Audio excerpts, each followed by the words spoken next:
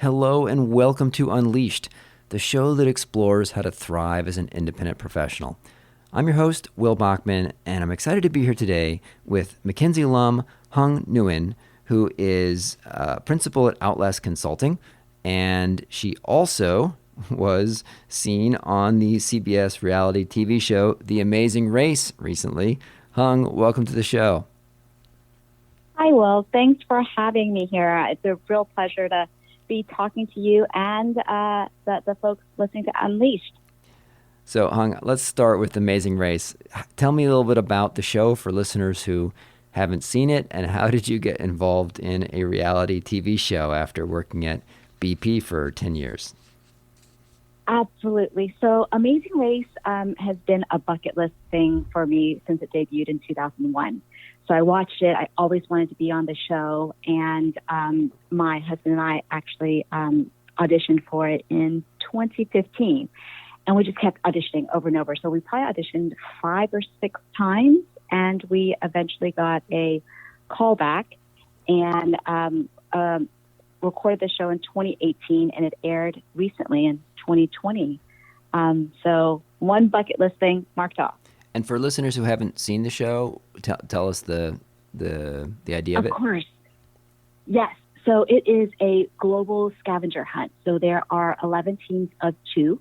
So the show is about relationships between the dyads, and they always start in the U.S., and they get a clue to go to another country and do some challenges, answer some puzzles, and check in. And the team that checks in last gets eliminated, and we continue just in the same direction all around the globe until we come back to the United States. And that's where the finale is always at. That's where the finish line is. That sounds like it was a pretty great trip. What countries did you visit? So we visited Kazakhstan, Brazil, Paraguay, Cambodia. It basically is one leg is a country, and there's typically 11 legs total. Wow, that sounds amazing. Those are some places that are maybe a little bit off the beaten path. Paraguay and Cambodia and Kazakhstan, pretty cool. So let's turn to your consulting practice. So you were at BP, I think more like 8 years and 10 months or 9 years or so. And then you, after the Amazing Race, you are now working in sort of a boutique consulting firm. Tell us a little bit about your focus. Yes. So the Amazing Race was a real big reason why I left BP, because I wanted to do something that was a bit more purpose-driven. And OUTLAST is purpose-driven consulting firm. We focus on innovation and professional development. And within the OUTLAST portfolio, I have a big passion and focus on professional development, specifically for diverse populations and diverse talent. Okay. And with that professional development for diverse talent, tell me a little bit about the types of situations you get involved in. Just build on that, expand on that a little bit. Help me understand what that covers. Of course. So a lot of the principles and assumptions that we at OUTLAST have about D&I are a bit different than the status quo. One of it is that we believe that there's a lot of focus, investment, money in diversity, but companies are failing in their D&I initiatives because the focus areas, the interventions are off. Hence, the progress is a bit slow. So we do a bit of diversity management consulting. And then we also believe that it's not a one-size-fits-all solution. So we do a lot of tailored solutions for the unique diverse population within the company. And then within that diverse population, each individual has different needs. Just because you're a person of color doesn't mean that you have the same needs, professional development needs, as the person sitting next to you. Even if you guys might check the same box on a demographics question. And So can you walk me through kind of a case example of a project? So when might you get called in, and what are the types of things you could help a client with? Oh, of course. So very specifically, right now, given all of the terrible things that have happened since last summer in the U.S., and also more recently with the Asian American Pacific Islander population, we've been called in to do some development or training webinar sessions where we talk through how a cultural upbringing or background might influence the way we show up at work, and how we either tactically think about or reframe that so that we are still authentic to ourselves, bring our full selves to work, but B, also be mindful about the perceptions that other folks who are not part of that diverse group might have, to either confirm those perceptions or counteract those perceptions, but truly to help the specific individual take more of a charge in how they're perceived at work. So a specific example might be for the Asian American population is the desire to be collaborative and not stand out. And so in that situation, if this was a training, the first step is to recognize the tendency, if you have it or not, based on your upbringing. And then two, what you do in specific situations. So, we would lay out a situation, and then, these are the possible options. And it's really interesting, Will, that when you lay out the options, many people are surprised at there are different things to do in that situation, like a choose your own adventure book. Can you give me an example? So you are in, let me think of a specific example of a situation. Okay, so this is a specific situation. So you are in a boardroom, a meeting. You are the only minority in the room. The other people in the room make a seemingly innocuous offhand comment, joke that could be offensive. So what would you do, right? And in the training, having the specific situation and then having options of A, do nothing, B, laugh along, C, use it as a teaching opportunity, D, raise it, but without shaming people. Laying things out that way helps for the person who would be in this situation understand that there are more options than their typical knee-jerk reaction, and ones that might actually fit them better as a person, and also might be more productive for the other folks in the situation. And what would be kind of the, in that situation that you laid out, can you almost role play for me, or give me any, like, your kind of recommended approach, or what would some of the maybe more knee-jerk approaches be, and what would you be kind of helping people build the skill set to react in a different way? So when we do that specific scenario, the most common knee-jerk reaction would be to do nothing or even to laugh along. And as we explore the situation, it's less about identifying what the right or wrong answer is, but try to make sure that whatever the individual chooses is authentic to who they are and what they actually want the outcomes of the situation to be. So if the individual's most important need is to feel safe, survive, self-preservation, then maybe the appropriate thing is to do nothing in that situation. If the individual's objective is to raise awareness, then there is a different action that is most appropriate to that person's objective.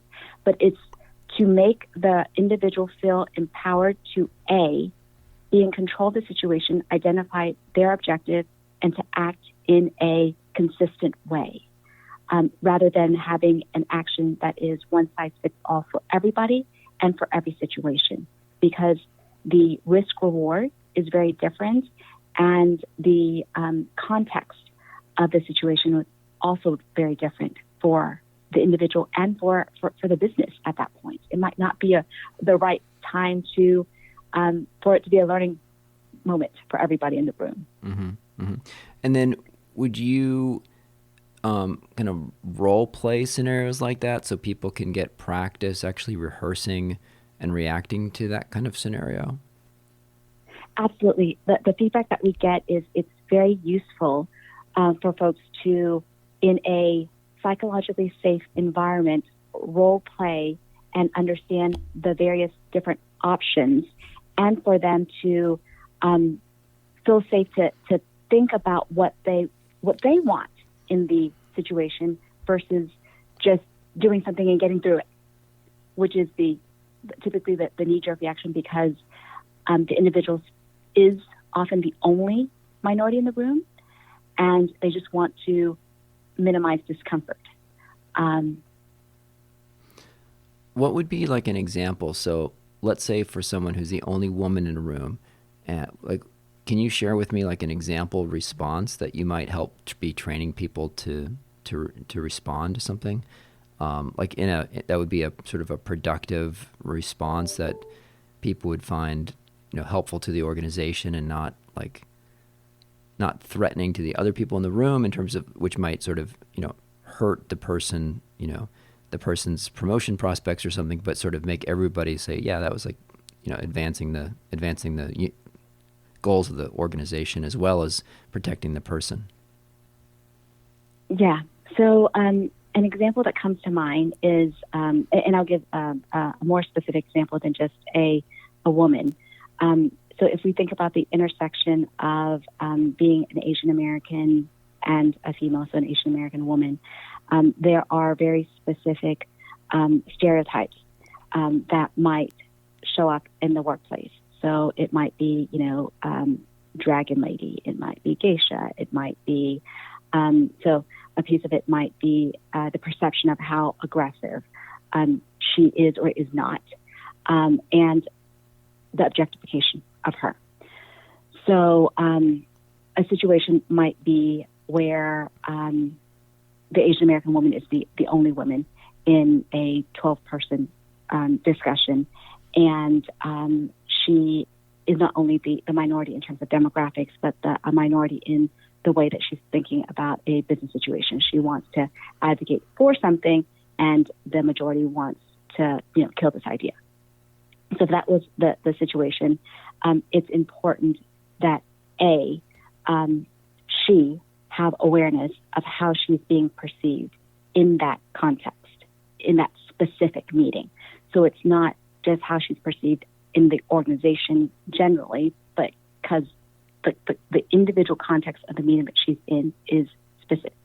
So let's just pretend that in this meeting she is assumed to be really meek and mild, right? That she's soft-spoken, she generally doesn't talk up very much, right? If that's the situation, then she should lean into the fact that people assume that she doesn't have strong beliefs and is not going to speak up. And when she does, it will even be magnified when she clearly makes a very clear stance on with her opinion. And if she's advocating for it, she also should, it would be helpful to redirect the attention away from her specifically saying it, but ground it in data, in the business situation, and remind folks that we're all pulling for the same thing and we're all looking for this in the same success criteria. And once you ground it to that, then it becomes less personal, and then it becomes less about her, but about her ideas. And that would be a specific scenario, and for an Asian American woman within that context. So I guess where I'm going is it's difficult to talk through them without coming up with a very, very specific context, because it would be very different for a Black woman or a Black man or a Hispanic woman, and the various intersections of race, gender, and other diverse demographics. Okay. So when you work with organizations, tell me a bit like how the training or professional development would get delivered, given the intersectionality that you refer to. Do you kind of break up the training to, individual groups like that, or how would you structure the training? What's it look like? Who's in the room, and how does that work? Yes, that's a great question, Will, because that's one of the reasons why companies are not progressing as quickly and with as much impact on their diversity agendas as they want, because the tendency is to try to do all diverse populations and pools together, and that's not the winning way. We do need to be able to focus and tailor solutions specifically to specific diverse populations. We're in conversations with one company who has very specific Black senior leadership targets. And what we have been helping them with is thinking through very specifically what those targets are and who is in that specific population, and then go talk to those people in that population.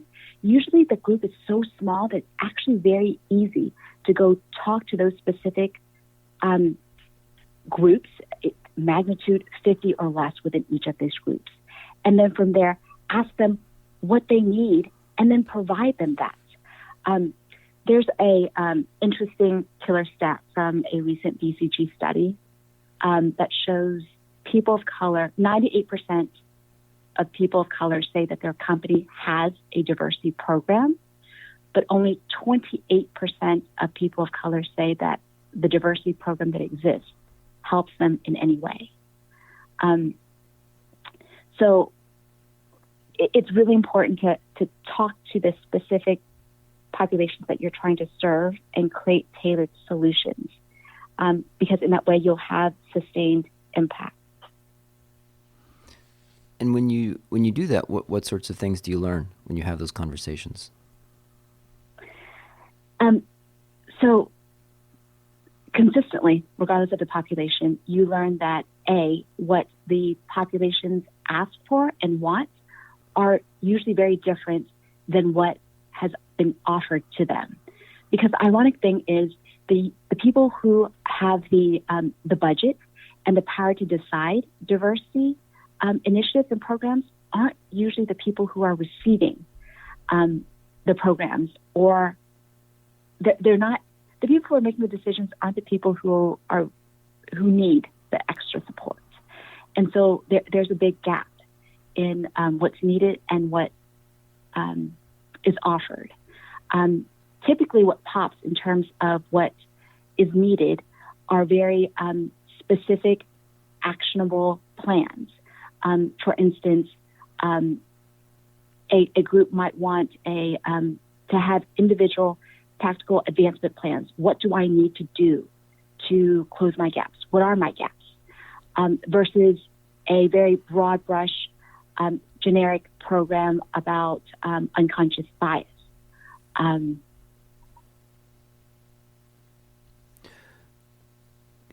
Could you say a little bit more about the types? I'm quite curious about this gap that you see. Could you say a little bit more about the types of things that companies are offering that people don't find valuable, that 72% say gives them no value, And what are the types of things that when you talk to the populations that you find that they actually want? Yeah. So there's a lot of conversation about what's being called diversity theater. So companies with good intentions are creating programs that, for instance, celebrate or publicize minority achievements, but it's very externally focused, and that's not particularly useful for the minorities within the four walls. Or they might have a series of speakers that they bring in externally that talk very generically about a diversity problem. And the employees of color already know that there's a problem, but hearing somebody talk about a problem existing isn't useful for them. Instead, the gems that they are more interested in having are more mentors, more coaches, more senior leaders that they can look up to and understand how they got that way, got to that position. More transparency in recruiting or advancement decisions, more individual roadmaps for advancement, more opportunities for sponsorship. It's that tactical, tangible piece of it that are usually what pops when these populations are interviewed. I got it. And then in terms of professional development or training, what are some of the things that people are looking for? People are looking for tactical, hard skills. So it's less about, let me give you a specific example. For instance, it's the toolkit that McKinsey consultants are taught around problem solving, storylining, collaboration, productive inquiry. It's all the things that are necessary to be an excellent individual contributor, to be a good team leader, to motivate and influence. Those are the things that they want, more of the hard skills and less of the D&I theory about the fact that there is a problem, or the fact, or what it's difficult to be lectured or told what the problems are when that to the person of color is obvious. Mm-hmm. So more of solutions rather than what the problem is. Talk to me a little bit about the kind of your clients' objectives when you get the call from them. Is it at the level of our board has mandated that we get more minorities at a certain level of executives, so we have to hit our number? Or is it, hey, our call center has really bad ratings with diverse populations because we just don't seem to get it, so we need to get more diverse leaders at the call center so we can be responding better to these different populations? Is it tend to be kind of more metrics driven for publicity purposes, or to respond to look good to consumers or to the board or to investors, or are there also kind of more business objectives that where they say, well, geez, we're just our thinking isn't diverse enough, so we what are some of the objectives? How are they framed for you? Yeah, so it's a mix of it. So usually the biggest impetus is current events, because there's been so much of it in the past preceding months. So there's a bit of racial equality and social justice. We just have to do something. What should we do?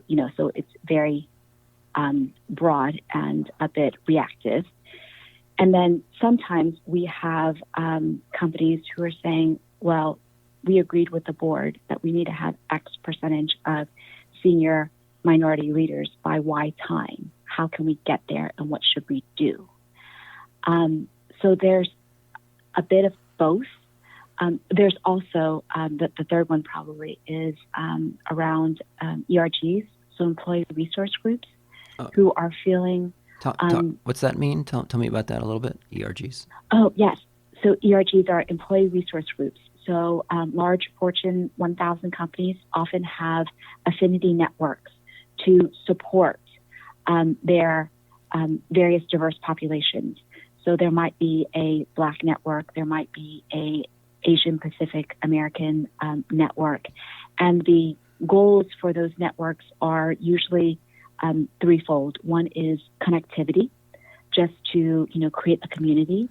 Another one is around education, and another one is around typically professional development. And in these, again, preceding months, there's been a lot of hurt and healing that's needed. And so these ERGs, employee resource groups, have reached out to get additional support. And something unique that we've been able to do different in this space is we're not traditional DEI experts. So we don't come at it from a HR or a traditional lens. We're coming from it from more of a strategy lens, because we believe that D&I issues need the same sort of rigorous problem solving that's required of any business or technical issue, that requires to be grounded in data, is consumer focused, depending on how you define the consumer, and also something that we can measure and track progress for. Does that answer your question well? It does. To what extent, when you get into conversations about diversity and inclusion with your clients, to what extent is it primarily talking about race and gender, getting more women or getting more African Americans or more Hispanics or more Asians in certain level roles? To what degree is it ever about, I could imagine, I went to Harvard, and I can imagine that my thinking might be, much more similar to a woman or a Black student or other diverse who went to Harvard and went to McKinsey and had similar professional training than a white male like me, who grew up in West Virginia and spent 4 years through Army ROTC and was an Army officer and is a different political persuasion than me and evangelical Christian perhaps. That person might look like me, but might be more diverse in their thinking, right? So to what degree is that diversity inclusion world trying to get people who are diverse in terms of socioeconomic background at the senior leadership level, or religious background or political background, or is it mostly about racial and gender diversity? Yeah, I think that's a really good question, and I'm glad that you asked it, point blank, because let's see how I answer this. The true benefit for the business. So, if we were to think about the business's interest, is to have diverse perspectives and diverse ideas. That's where the business value and innovation comes from. So that is the North Star. But on the way to the North Star, there's lots of blocked paths. And there are, paths that are blocked for lots of reasons. But the most critical, completely blocked paths are right now around race and gender. And it's also the easiest to track. And so I would say that the general focus now is there. And when you unblock those paths, I do believe that the other paths will also be unblocked, whether it is, schools or network or social economic status. Once you make the leadership ranks a bit more heterogeneous, then it will be easier for these other types of diverse demographics to show up and show up fully. Because something else to be weary about is having a fully diverse United Colors of Benetton ad kind of leadership, but having every single one of those people have the exact background and ideas. Because now we've just, moved deck chairs around. We haven't actually injected the leadership ranks with the diversity of thought that is necessary. And that's the actual North Star. Okay. Thank you. What sort of, kind of beyond the things you focused on, I understand professional development, what are some of the other range of things going on right now in terms of the types of projects that you see clients embarking on that relate to diversity and inclusion and equity? What other things are going on now in response to Black Lives Matter and the recent terrible massacre of Asian Americans? Like what sorts of responses are companies making to these things?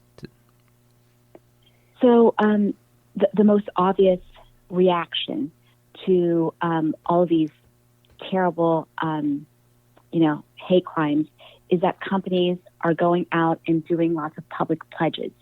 There's lots of signed public pledges, press releases, monetary donations. But my personal concern is commitment alone is not enough. Companies need a more systematic, business-led approach to D&I, including more intentional development, advancement, and retention of diverse talent, because that is the sustained change. Otherwise, these public pledges are just simply a reaction to a news headline. And once, the excitement dies down, then they'll just kind of go away. And so if that's all they're going to do, the reactive public pledges, then it's not a sustainable solution. And also, it creates a bigger credibility gap between the organization and their stakeholders, including, employees of color inside the organization, and also the consumers that are buying the products and services of these companies become a bit more suspicious of the company's intentions if, there's just a series of public pledges and no actions. So it's important to avoid just like a lot of pledges that don't really have a lot of, meat behind it. Yes, there's a lot of press releases being sent out and lots of social media posts, but not as much actual action behind all those commitments. Does it have an actual impact on the company to get more diverse candidates in executive roles? So let's say you have a Fortune 500 company and the top 100 executives. I don't know typically how to do this, but let's say that they are able to get the top 100 executives from, being a low diversity to being, a very representative. Does that actually have an impact in your experience or what you've seen, in studies on the way the whole company operates or how it treats its clients or how it treats, works with the community? I mean, it's certainly good for those executives that get into those roles, but beyond those people, does it trickle down? Like, do the company end up hiring more people at lower levels and so forth? So I guess that's the question, right? Is it beyond the people that actually get into those roles or to get into board positions? To what degree does that roll down and have a broader impact? Absolutely. So consistently, it's been shown through studies that ethnic diversity on executive teams and on boards lead to improved business results. So off the top of my head, I know that companies in the top quartile for racial diversity in its leadership ranks is 36 times more likely to financially outperform their respective industry. So yes, there is definitely a top line and bottom line impact to that. So that's one. The second thing is in terms of recruitment and retention of diverse talent, it has a huge impact too, because as a recruit, if you see other people like yourselves be successful there, you also believe that you could be successful there and you would be more likely to join. So that's one piece. And then also when you're there, if you, again, continue to see people who are in the leadership ranks, who you could emulate or see yourself being one day, you're more likely to stay. So there, again, is another reason for retention of diverse talent. There's also, so that's the positive side, there's also the brain drain bit of it.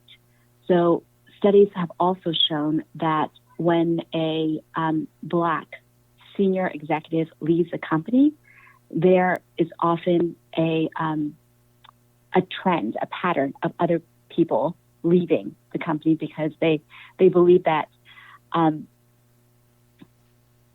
guess personalizing, if that person couldn't be successful here for X, Y, Z reasons, then I don't know if I can. And so you see people leaving to go to other places where there's a reputation for it being more racially diverse or fair, or folks leaving to then start their own thing because they don't believe that that industry is welcoming of diverse talent. So yes, from a business standpoint and from a people standpoint, there are huge impacts to having diverse leaders. And so the impact is very different depending on how you groom those leaders too, because you can groom them through your ranks, so homegrown, or you can import folks. And it seems that there's more positive impact if you can grow them in-house. Yeah. Otherwise, it's a little bit of a zero-sum game. It's good for your company, Yes. but then you just cause the problem somewhere else. And Yes. to tell me a little bit about the more very earlier stage, do you see companies saying, oh, we want to invest in communities or work with like high school students or college students to help be mentoring people at that point, to actually kind of build up the base of potential entry-level employees? So it really depends on the actual company and the industry, how they're approaching the solution and problem. And some companies are being a bit more intentional about it. For instance, STEM companies are investing in underrepresented groups in colleges and high school to really build that pipeline. Other companies with, as we mentioned, the reactive monetary donations are just donating large amounts of money to groups that might not be directly connected to either their customer base or their future talent pipeline. So it really runs the gamut.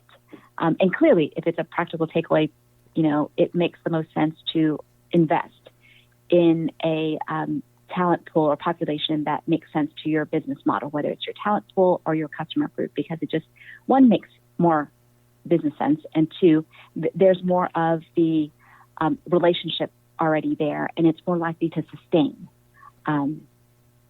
because it picks up traction, and it's something that either the employees want to continue doing. Yeah.